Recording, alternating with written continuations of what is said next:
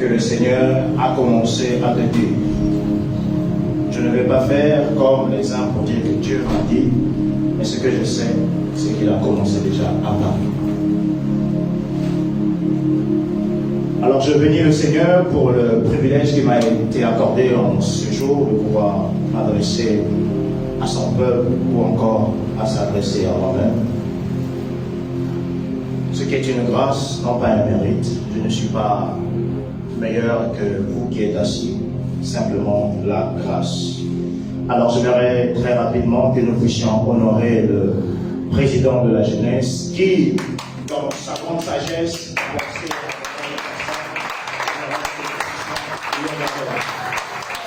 ainsi que tout le bureau, ils sont en train de faire un très grand travail. Généralement, le travail de la fourmi commence, comme je dirais comme ça, excusez-moi peut-être le langage, commence comme du n'importe quoi. Ça n'a presque pas de valeur au début, mais c'est la durée qui montre la qualité du travail exercé ou encore opéré. Ainsi, le bureau de la jeunesse est en train de faire un travail de fond et non de forme. C'est pourquoi, dans les débuts, on peut constater qu'il n'y a pas encore grand-chose, mais dans le fond, le Seigneur est en train de nous bénir. J'aimerais aussi profiter de l'occasion de bénir le nom du Seigneur par rapport au père de la maison, qui certainement, avec plein d'occupations, n'ont pas pu nous rejoindre en cette soirée. J'aimerais que nous puissions célébrer le Seigneur pour les pères de la maison.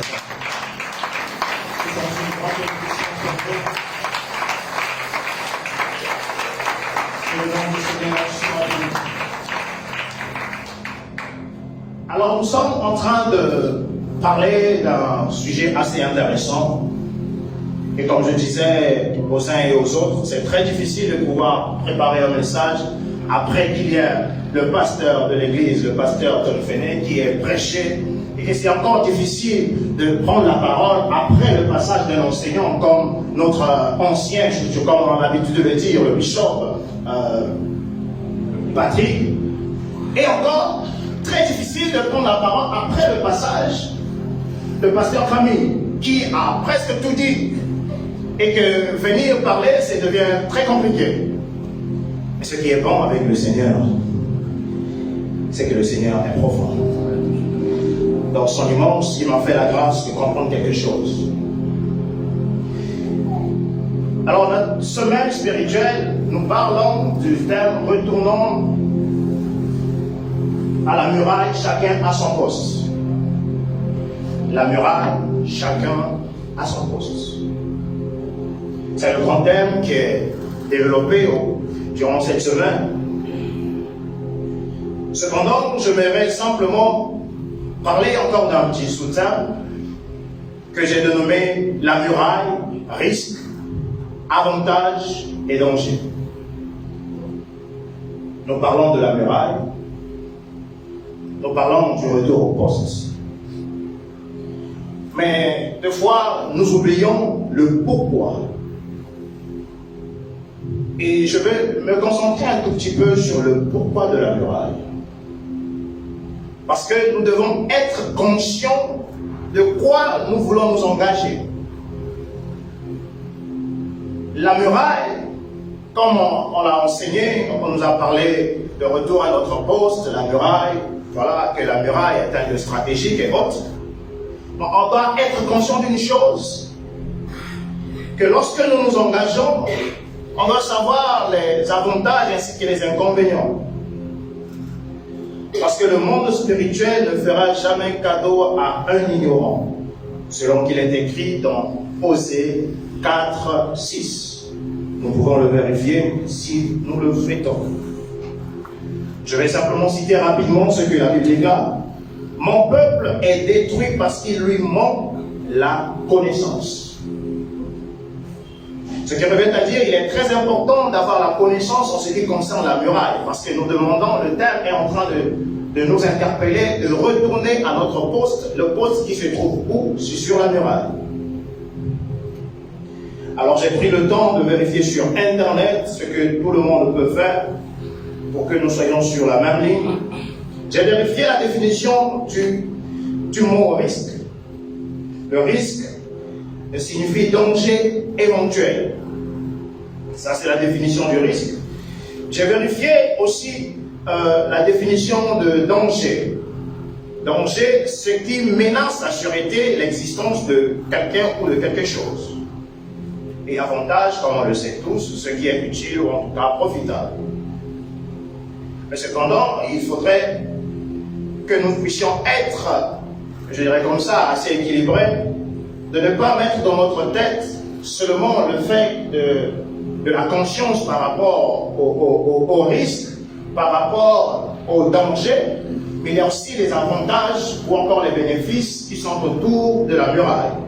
C'est pourquoi je peux dire que de nos jours, les messages nous motivent à aller sur la muraille. Cependant, on ne dit pas aux gens la réalité de la muraille. Et ce qui fait que les gens démissionnent toujours de leur poste. Parce que les gens ne connaissent pas la réalité qu'il y a sur la muraille. Et face aux réalités, qu'une personne n'est pas préparée, la logique, elle est très simple. Il faut démissionner pour sauver sa vie. Nous devons savoir que la muraille n'est pas pour tout le monde. On peut bien le crier ça et là. La muraille n'est pas pour tout le monde. Je pense qu'une question va revenir sur notre tête pour dire mais pourquoi alors la muraille? Pourquoi la muraille n'est pas destinée à tout le monde?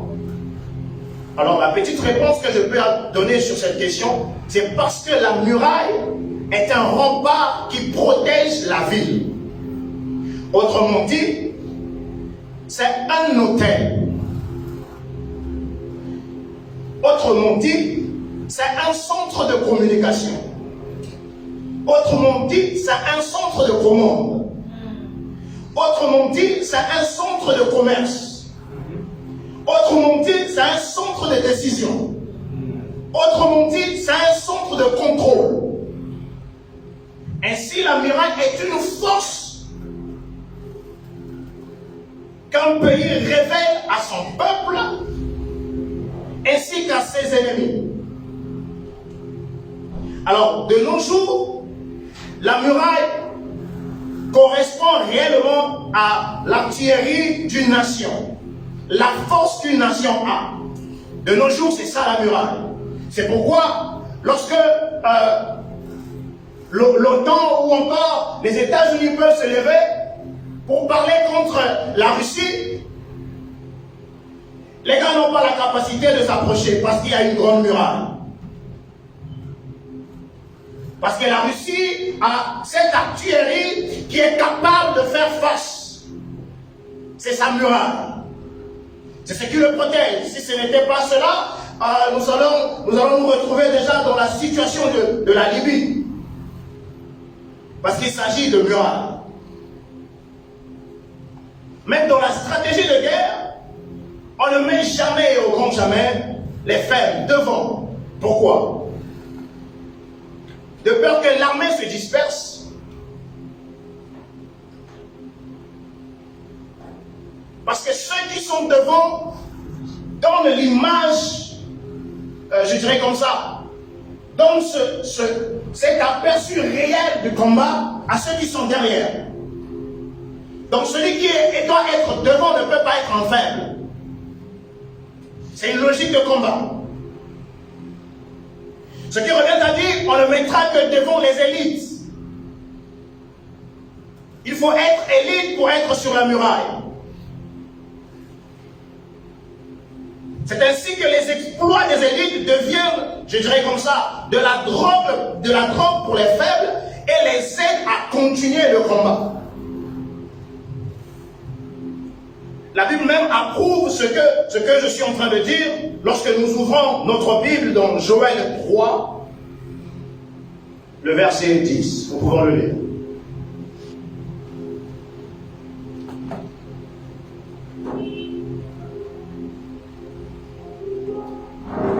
Joël 3, 10. De vos oignons forgés des épées. Yes. Et de vos cercles des lances. Yes. Que le faible dit je suis fort. Que le faible dise que je suis fort. Sur quelle base le faible peut dire qu'il est fort? Il est faible. Sur quelle base qu'un faible peut venir se tenir et dire qu'il est fort? Mais c'est parce que lorsque tu repars un peu en arrière, tu verras que le faible n'est pas fort en fonction de lui, mais plutôt en fonction de la personne qui l'accompagne. C'est ainsi que le faible peut se dire qu'il est fort. C'est pourquoi je peux dire, si tu veux être un champion, marche avec les champions. Il faut les suivre et apprendre d'eux, si tu veux être un champion. Chaque personne qui a franchi une étape détient les clés ou encore les principes qui permettent d'y accéder.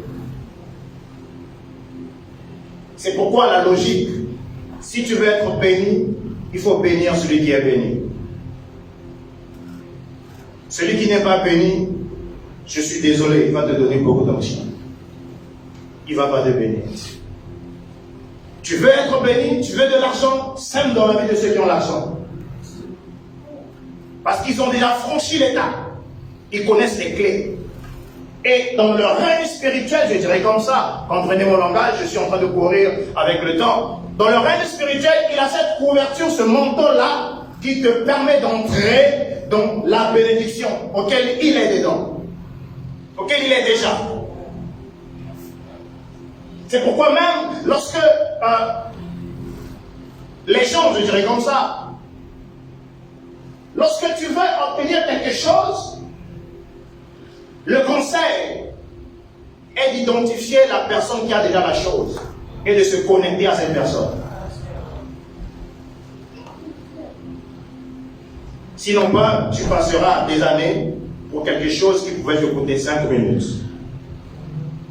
C'est la raison pour laquelle l'Église aujourd'hui tourne en rond. On croit que nous avons tous l'onction et que nous sommes tous au même niveau. Je dirais c'est faux. On n'a pas le même niveau et on n'aura jamais le même niveau. Et je vais enfoncer encore le clou pour dire qu'on n'a pas la même position. Et l'une des choses qui pèse très fort dans le monde spirituel, c'est la position. Christ part au ciel, on n'a pas parlé du niveau spirituel de Christ, on n'a pas parlé de l'autorité de Christ, on parle de sa position. Parce que dans la position, tu as le package. C'est la position qui crée la différence. On est tous enfants de Dieu. Mais Dieu ne nous regarde pas de la même manière.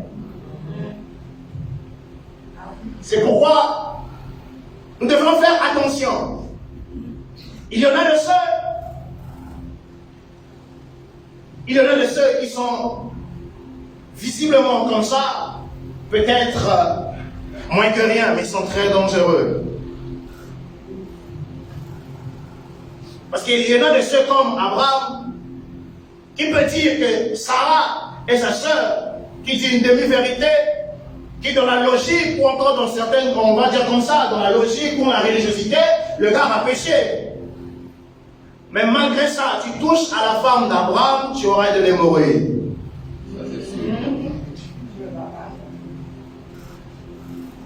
Parce que Dieu le regarde différemment. Ce qui est Abraham, c'est quelque chose qui est consacré. Ce qui est Abraham, Dieu a, je dirais comme ça, un double regard. Et la race d'Abraham, il y en a plein sur cette terre. Alors, je vais ajouter pour dire que le retour de Christ est proche. Donc nous n'avons plus assez de temps à perdre avec les personnes qui nous édifient. Une personne qui t'édifie est une personne qui te fait vraiment du bien. Mais cependant, pour aller vite, on a, je ne dirais pas comme ça, comprenez peut-être mon langage, on a plus, voilà, merci, On a plus besoin des personnes qui nous aiguisent et non des personnes qui nous édifient.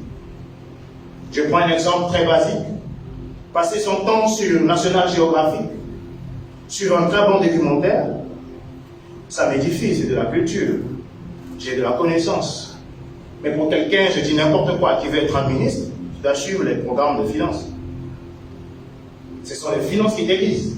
Ce n'est pas National Geographic.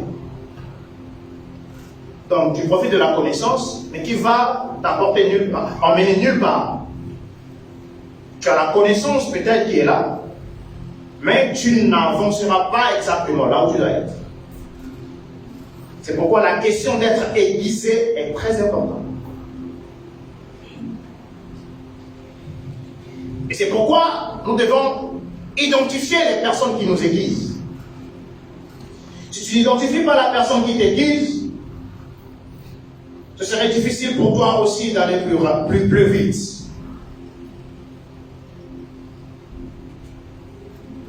Mais il s'avère que il y a des personnes qui viennent nous aiguiser par moment. C'est pourquoi je dis, s'il n'y a pas de problème, ou encore dans le langage courant, s'il n'y a pas de coumain entre toi et la personne qui t'aiguisait autrefois, il faut comprendre que ton temps auprès de lui est fini. Mais il faut s'assurer réellement que vous n'avez pas de problème. Il faut s'assurer réellement que vous n'avez pas de problème. Parce que si vous avez des problèmes, la personne qui t'aiguise peut arrêter de t'aiguiser. Il faut être sûr et certain que vous n'avez pas de problème. Parce que la personne qui t'aiguise, elle t'aide à aller plus vite. Il faut s'assurer que vous n'avez pas de problème afin que tu prennes ton chemin dans la paix. Et surtout, dans l'église du temps actuel, l'église est tellement remplie d'hypocrites. Et l'hypocrisie commence non pas par les fidèles, mais commence par la chair. Ce qui passe sur la chair, qui commence l'hypocrisie. Et je le dirais comme ça suit peut-être la logique de l'huile qui tombe sur la tête d'Aaron et qui se répand sur les habits. Et cela se répand aussi sur le public, ou encore le peuple de Dieu. Nous sommes dans des temps auxquels même celui qui vient te dire des bonnes nouvelles, c'est la même personne qui est prête à te tuer. C'est ainsi l'image de Judas, le merveilleux gestionnaire des finances du royaume, s'il faut le dire ainsi. Et c'est le bon Judas qui était le grand vendeur. Alors sur cette même démarche, je me dire à une personne qu'il y a un langage courant que j'ai constaté, auquel les gens sont en train de déclarer ça et là, que personne n'est remplaçable, que je salue très bien, que j'acclame, parce que la personne qui ne peut être remplacée, ce n'est que Jésus, ce n'est que le Saint-Esprit, ce n'est que Dieu. Mais, aïe, mais il y en a de ceux qui, s'ils te quittent, tu te crées un retard de plus de 20 ans dans ta vie. Parce qu'il y a des personnes on ne quitte pas. Il y a de ces personnes on ne quitte pas. On ne les laisse pas partir. Merci. Ou encore on ne les laisse pas partir. Si tu le quittes, gloire au Seigneur, tu vas te retrouver à Sodome. C'est ça le problème. Tu vas le quitter, tu vas aller te réjouir. Tu vas aussi vivre les merveilles. Mais le problème, c'est qu'il y a Sodome. Alors je peux dire, attention, on ne quitte pas tout le monde. on ne quitte pas tout le monde. Merci. On ne laisse pas aussi tout le monde nous quitter. Parce qu'il y a certaines gloires que nous sommes en train de vivre aujourd'hui qui en réalité sont conditionnées par la présence de certaines personnes. Lorsque tu les quittes, ils partent, je dirais comme ça, avec le réseau bénéfique qu'il était en train de propager sur toi. Tu les quittes, il n'y a pas de problème. Tu vas te célébrer, tu vas frapper ta poitrine, célébrer ton orgueil bien marié. Cependant, les jours vont t'enseigner. C'est pourquoi le bon conseil qu'il faut retenir, ne t'attends pas à ce que l'homme soit parfait, mais plutôt riche en bonté et en miséricorde. L'homme ne sera jamais parfait. Même le grand béni, il n'est pas parfait. À tel enseigne, on a fait des scandales sur lui. Même le merveilleux pasteur Christ, il n'est pas parfait. C'est pourquoi on a aussi vu des scandales sur lui. Même la merveilleuse Catherine Kuhlman, elle n'était pas parfaite. On a vu des scandales sur elle. Mais ce qui est important à identifier dans l'homme, c'est que la personne soit riche en bonté et en miséricorde. Nous pouvons le lire dans Nombre 14, le verset 18.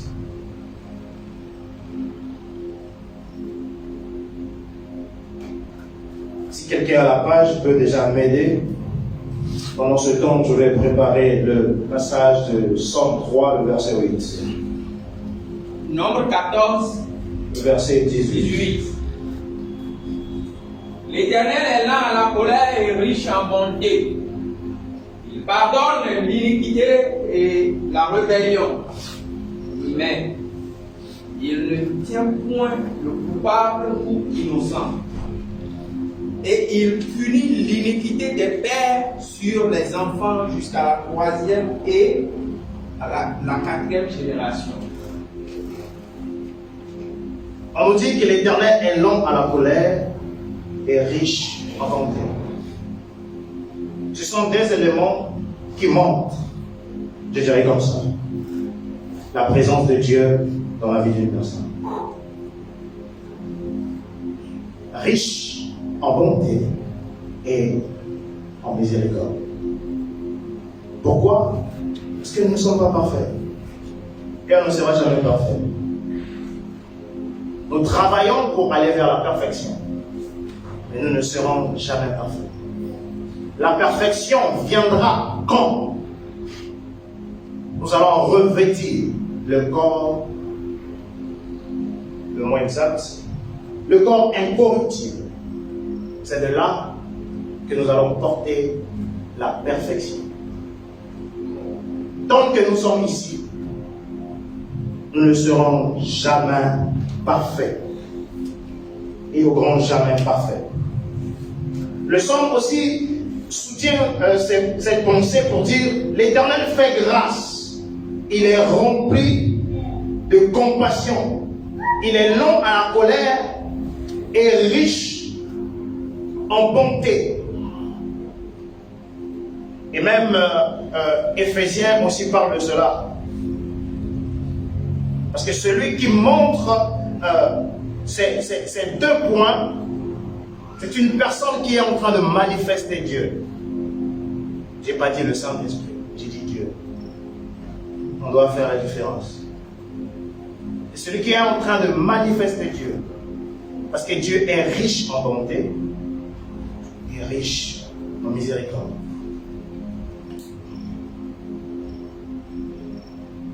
Alors si mon allocution est assez correcte, alors vous comprendrez que nous sommes toujours en train de parler de la muraille. Parce que la muraille est destinée aux élites. Mais ce qui est merveilleux, c'est que quand Dieu t'appelle à la muraille, c'est qu'il t'avait déjà destiné à être un élite. C'est le cas de Gédéon que nous pouvons voir dans le livre de Juges 6, à partir du verset 11 jusqu'au verset 7. Nous n'allons pas le lire. Si le Seigneur t'appelle à aller à la muraille, c'est qu'il t'avait déjà préparé pour cela. Parce que nous ne venons pas sur terre pour pomper les enfants, ou pomper les entreprises, ou encore pomper des gourmets dans les cœurs des gens. Mais nous venons avec un but bien précis. Nous venons pour accomplir une mission bien déterminée. Ce qui revient à dire, quand tu viens sur terre, malgré la famille, le Seigneur avait déjà prévu ce que tu es censé faire. Et je m'aimerais ouvrir une petite parenthèse, tellement que ce courant est en train de se véhiculer, celui de penser que parce que tu as un père qui est peut-être sorcier, un père qui est un franc-maçon, et que les promesses de Dieu, toute cette gloire que le Seigneur a pris la peine de te dire ne vont pas s'accomplir. Et qu'il faudrait certainement être fils de pasteur, parce qu'il y a quelqu'un qui a brisé les autels, parce qu'il y a quelqu'un qui a prié. J'aimerais simplement te dire que c'est faux. Si le Seigneur lui-même, à moins qu'il a déjà une attestation qui lui a été délivrée par le diable pour dire qu'il est un menteur, lui-même, connaissant la réalité de ta famille, il te prend, il te met là et il te donne ses promesses. Après que ces promesses ne se réalisent pas, c'est qu'il c'est un menteur. Dans ce cas, Satan a déjà signé ton attestation, lui a levé. Mais si ce n'est pas le cas, ce qu'il a promis, il va l'accomplir. Et il y a des modèles même palpables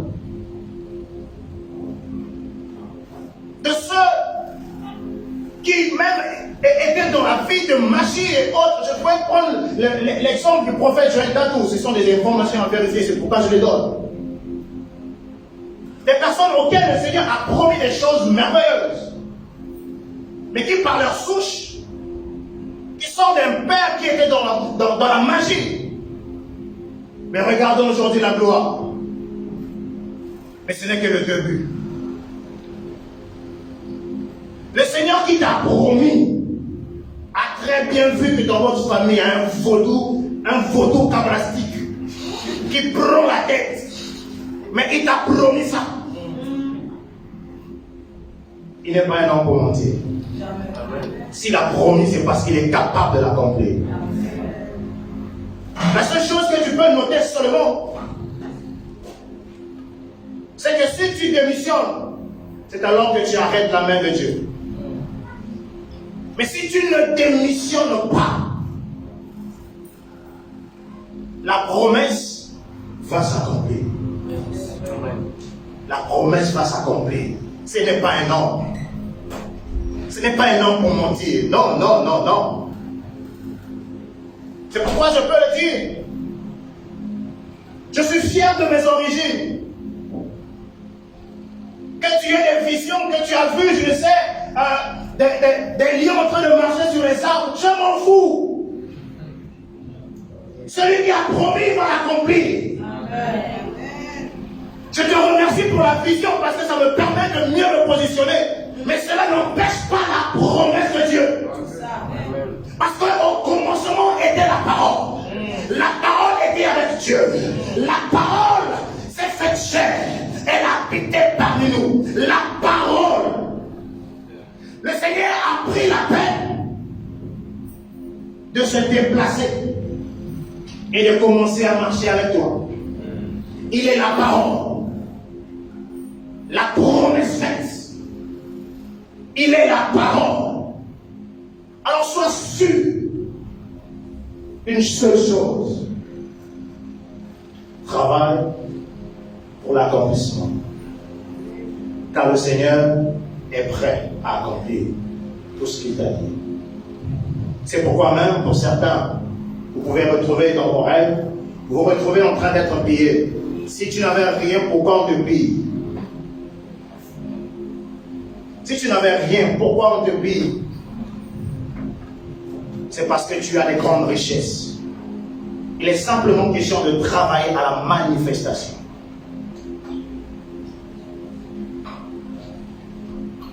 Alors nous étions en train de parler de la question de la muraille.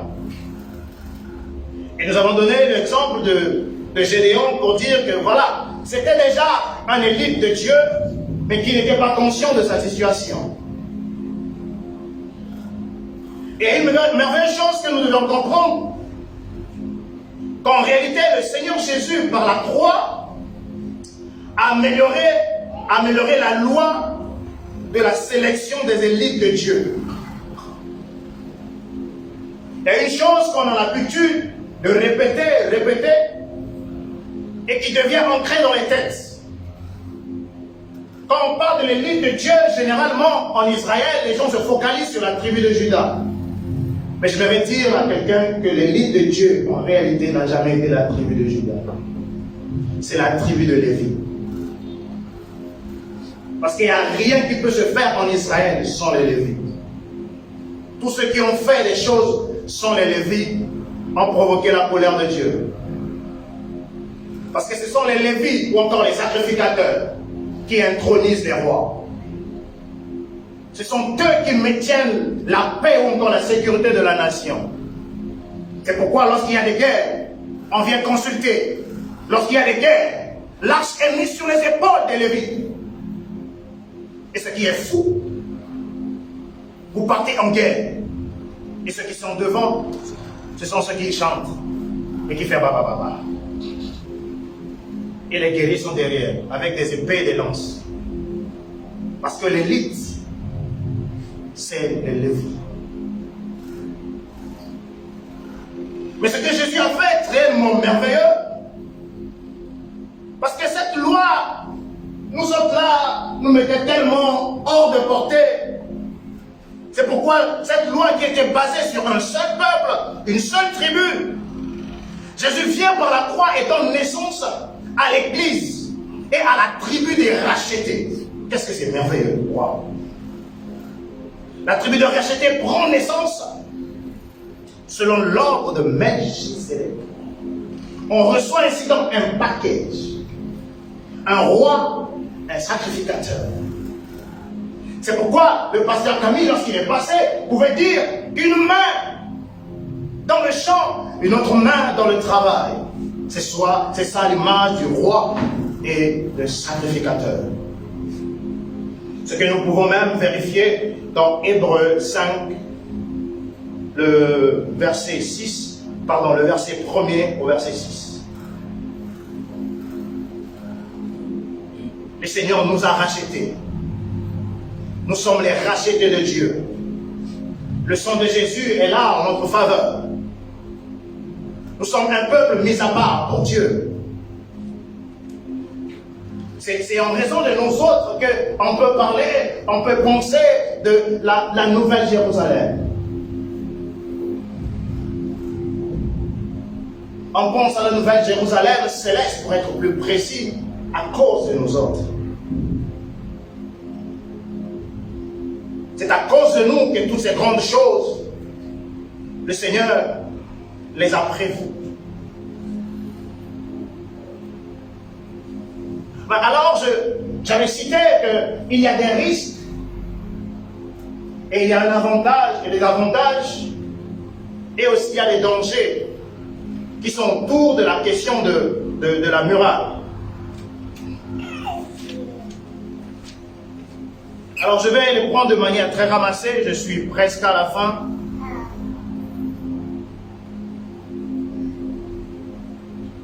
Dans les risques, lorsque nous lisons le livre de Néhémie, le chapitre 4, on peut le lire rapidement, je vais m'arrêter quelque part.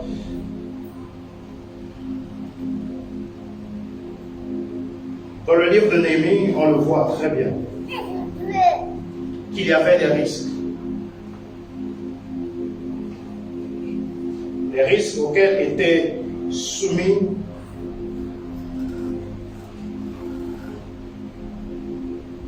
ce qui était censé être sur la muraille.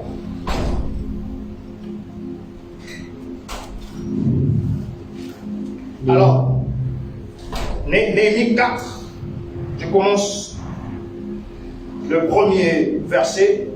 Cependant, Sanballat, Tobija, les Arabes, les Ammonites et les Asdodiens ont été irrités apprenant la restauration des murailles de Jérusalem avait avancé, et que les brèches commençaient à être bouchées. C'est quel verset, pardon? Néhémie 4, À partir de combien? à partir du premier. Dans d'autres versions, on dit très bien que Sanballat et Tobija, avant d'aller dans l'irritation, ont commencé à se moquer. Alors je vais utiliser peut-être la façon de parler du pasteur Dallot pour dire: jeunes gens, sachez que la muraille a des risques. Et le premier point qu'il faut savoir concernant ces risques, sachez que vous aurez des regards moqueurs sur vous.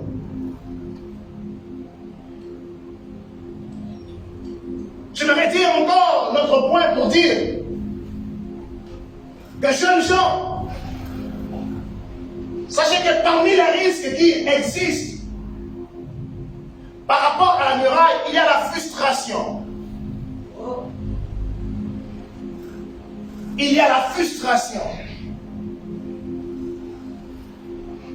Parmi les risques qui sont au devant de la question de la muraille, il y a le découragement. Parmi les risques qui sont au devant de la question de la muraille, il y a le mépris. Parmi les risques qui sont au devant de la question de la muraille, il y a la solitude. Et généralement, le courant des langages veut à tout prix que les gens soient seuls. Mais je vais dire que c'est bien et aussi que c'est dangereux. Dangereux pourquoi? Parce qu'une personne extravertie, vous le laissez seul, il va mourir à petit feu. Sa nature, selon que Dieu l'a prédestiné, c'est une personne qui est censée être dans les gens. Vous lui créez une solitude, il va mourir. Il va mourir très bien, avec un joli parler en langue. Il va avec des visions, il voit les anges. Il va mourir. Parce que la solitude n'est pas destinée à tout le monde. C'est pourquoi lorsque vous voyez la nature des prophètes de l'ancien temps, vous allez constater une seule chose. La majorité était calme. La majorité des prophètes étaient des personnes calmes. Ce n'étaient pas les gens qui sont habitués à être dans la foule. Non pas parce que c'est d'abord une recommandation, mais c'est parce que c'est d'abord leur nature.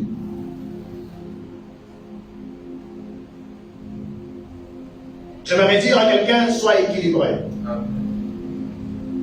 Tu n'as pas besoin d'avoir une compilation d'amis.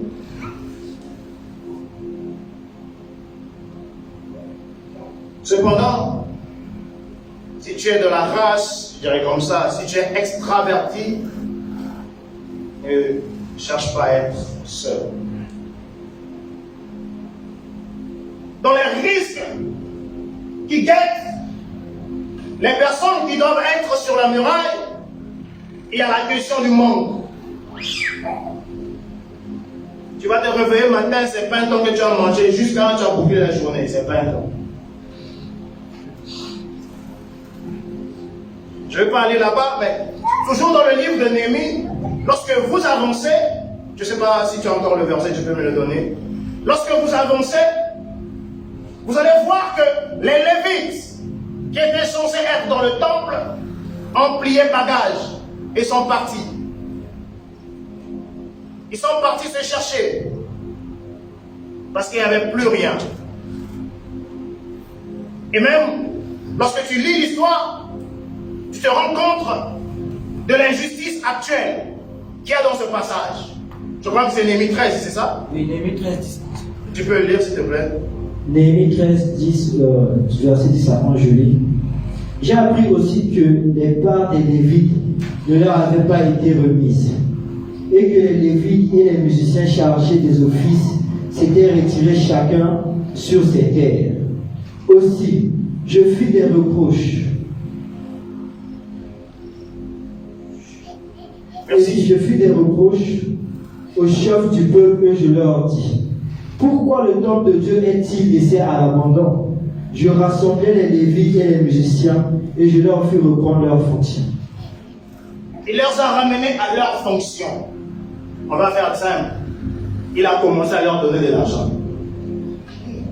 C'est parce que c'est à cause de ça qu'ils ont quitté. C'est la réalité de l'Église aujourd'hui. Sache que dans les risques qui guettent, tu vas être sur le mur, la muraille, c'est bien. Mais le manque peut te guetter. Sache qu'il y a le stress. Sache que ceux qui ont le don de Congossa vont exercer encore bien leur travail.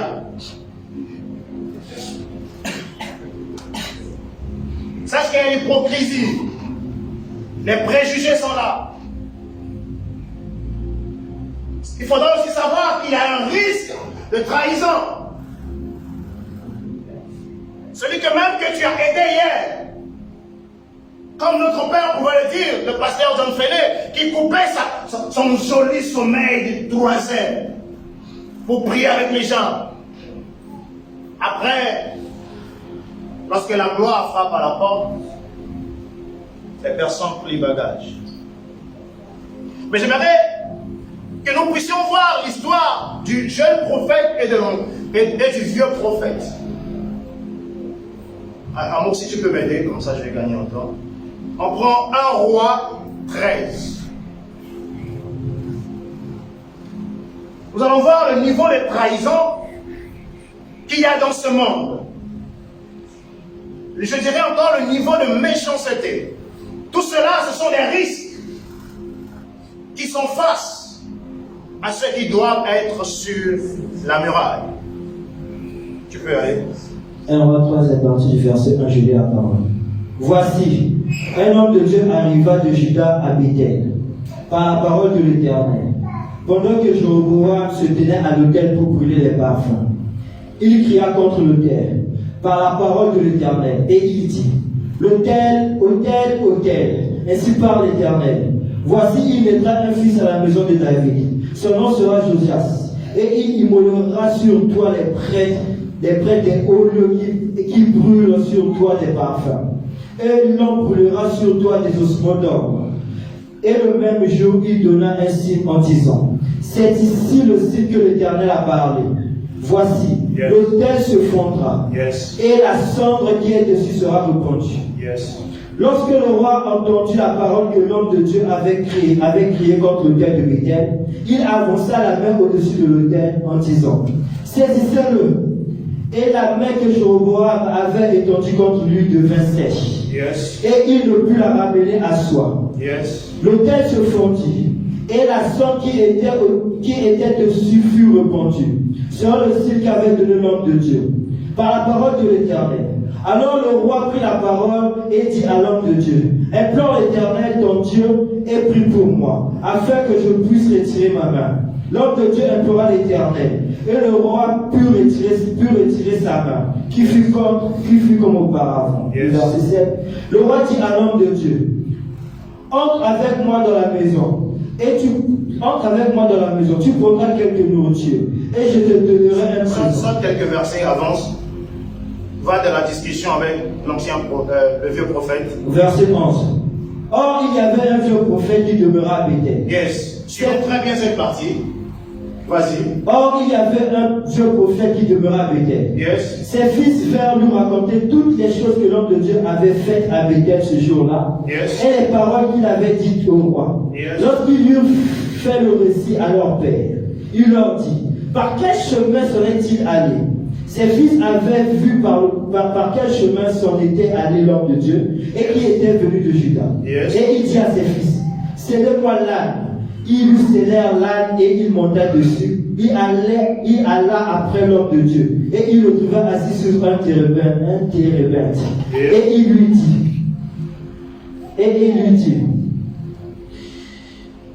es-tu l'homme de Dieu qui est venu de Juda? Il répondit, je le suis.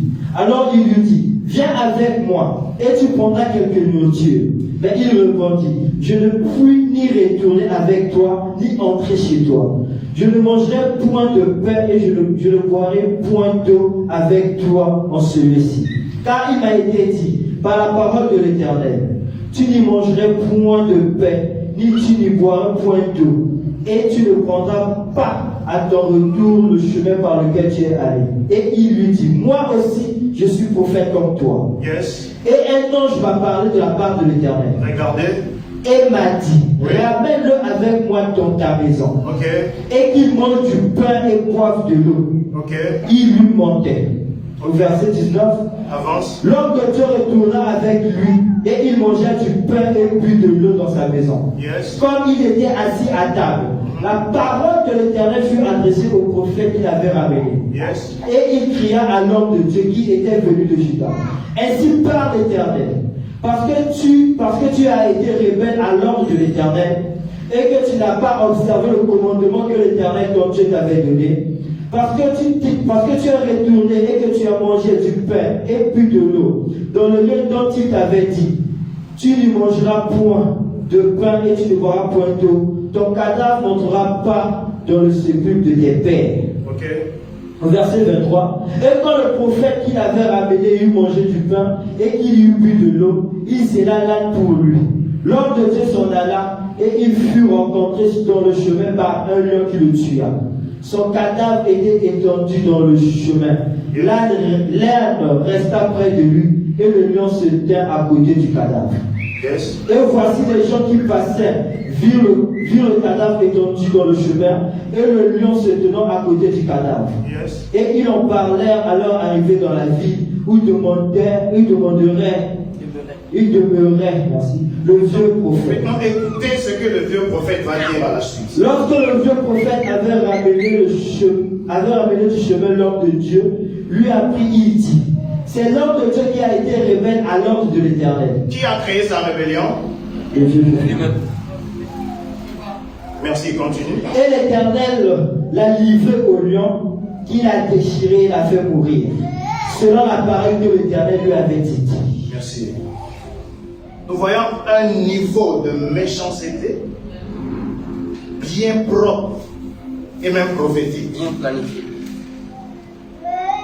Et sans scrupule, il ne se soucie même pas du fait que c'est lui qui a détourné la personne. Et c'est lui qui prend la peine de faire rebondir maintenant sa prophétie qu'il avait donnée contre la personne. On dit que face à la muraille, il y a des choses qui peuvent vraiment chercher à nous mettre par terre. Et que nous devons être conscients de ces choses. Lorsque nous sommes armés face à ces choses, lorsque ces choses vont venir, nous n'allons pas prendre le temps à pleurer. Mais nous allons simplement, je dirais comme ça, avoir une autre attitude qui va nous permettre de demeurer avec Dieu. Pourquoi? Parce que lorsque les risques sont là, ça doit produire des dangers. Et parmi les dangers que je vais citer, c'est que le fait de rester sur la muraille, nous sommes exposés à des maladies. Le fait de rester à la muraille, il y a ce danger ou encore ce risque, cette possibilité qu'il y ait une certaine pauvreté qui t'attaque. lorsque nous sommes à la muraille, il y a ce danger qui peut t'emmener à rétrograder dans le Seigneur, qui sont dus au coup que tu as reçu. Et cela va produire un dégoût du service. Et pour que, après ce dégoût, c'est pour que tu perdes la foi. Quand tu as perdu la foi, le diable, selon qu'il est défini dans Jean 10, il viendra pour achever le travail. Ce qui revient à dire, c'est la mort. Voici donc les risques ainsi que les dangers qui peuvent faire face à une personne qui doit se tenir sur la muraille. Mais gloire soit rendue au Seigneur qui est bon et qui est merveilleux. Parce que dans toute chose, il peut y avoir des inconvénients, mais il y a aussi des avantages. L'avantage que nous avons, c'est que le Seigneur Jésus nous a donné une merveilleuse promesse. Yes. Il a dit que je ne vous abandonnerai point. Yes. Et que le Seigneur ne va pas nous laisser. Voilà déjà l'avantage. Et l'une des choses qui peut nous donner le courage d'aller se mettre sur la muraille et de commencer à faire notre job. C'est pourquoi je peux dire, si tu veux vivre longtemps, parce que la finalité des dangers, c'est de te tuer. Si tu veux vivre longtemps, sois sûr de mettre Christ, le Saint-Esprit, au centre de ta vie et le premier intérêt de ta vie. Selon qu'il est écrit dans Matthieu 6, 33. Que Christ soit le centre, le Saint-Esprit. Qu'il soit ton intérêt, là où tu soupires. Là où ton regard est fixé. Parce que si tu me regardes, demain, je peux gaffer. Après, tu risques de tomber pour rien. Je ne suis pas la référence. Ne me prenez pas pour le Saint-Esprit, je ne suis pas le Saint-Esprit. Ne me regardez pas comme si vous regardez le Saint-Esprit. Je peux faire les gars. Mais si tu as l'œil fixé sur la bonne référence,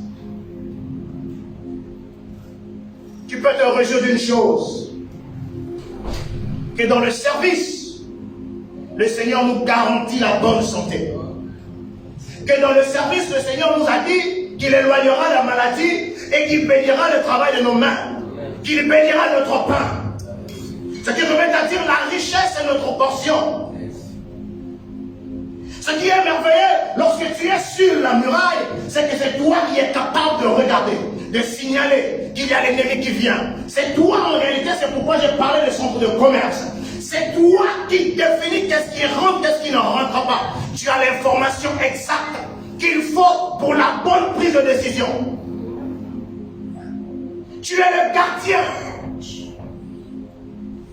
Je dirais comme ça, que tu es le gardien premièrement de ta vie et tu es le gardien de ta famille. Tu es celui qui décide sur les bénédictions qui doivent entrer. Tu es celui qui décide sur les personnes, sur la spiritualité qui doit entrer. Le désavantage, c'est que lorsque nous sommes sur la muraille, le Seigneur nous donne cette grâce. Il nous ouvre la porte des choses secrètes pour nous emmener dans la profondeur. J'aimerais dire, ou encore rappeler à quelqu'un, tout ce qui est écrit ici, c'est l'histoire des autres. Si tu n'as pas l'histoire personnelle, demain, que feras-tu? Pierre, est-ce qu'il a prêché avec ça? Jésus a-t-il utilisé la Bible? Les apôtres? C'est parce que il y avait un Jean qui vivait les réalités du monde ici. Tu dois avoir les choses, je dirais comme ça, les choses inébranlables. Que même si on enlève la Bible, tu as une référence. Parce que tu as expérimenté ces choses avec le Seigneur. La muraille nous procure la profondeur avec Dieu. C'est pourquoi s'il faut parler par exemple des prophètes au temps d'Israël, malgré le fait qu'il y avait la muraille de manière physique, les prophètes étaient aussi des murailles. C'est pourquoi un prophète comme Élisée, qui peut rester dans sa maison et entendre tout ce qui se dit dans le palais.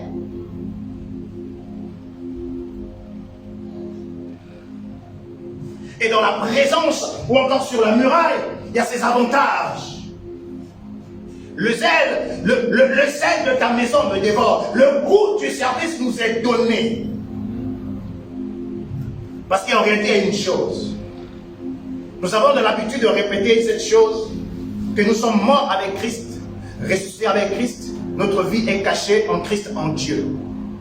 Mais est-ce que tu as la conscience d'une chose, que Christ est un sacrifice? Tu es dans le sacrifice, c'est que tu es un sacrifice. Si tu es dans le sacrifice, c'est que tu es un sacrifice. Et ce qui est merveilleux, c'est que tout sacrifice qui est présenté à l'autel de Dieu, Dieu répond par le feu. Alors, tu n'es pas n'importe qui.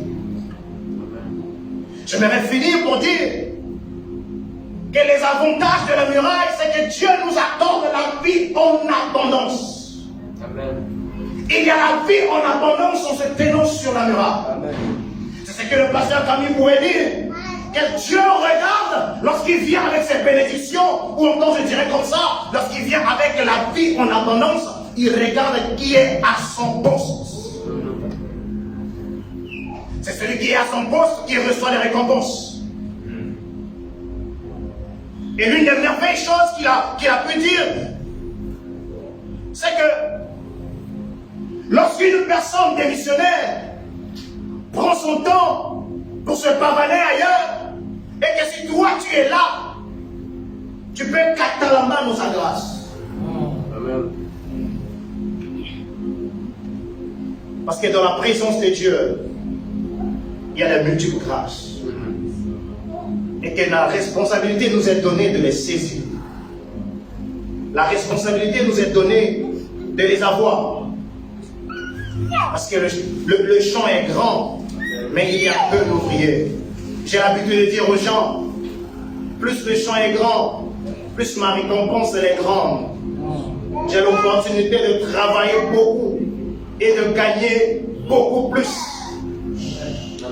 C'est une belle opportunité que le Seigneur nous donne lorsqu'il nous rappelle qu'il y a peu d'ouvriers. C'est pour nous dire que je veux vous payer plus. Soyez au mouvement. Je vais vous donner plus. C'est pourquoi lorsqu'on parle de la question des âmes, Dieu répond sa puissance sans compter. Oh my God. Que toute la gloire soit rendue à notre Dieu, notre Père, dans le nom de Jésus. Amen.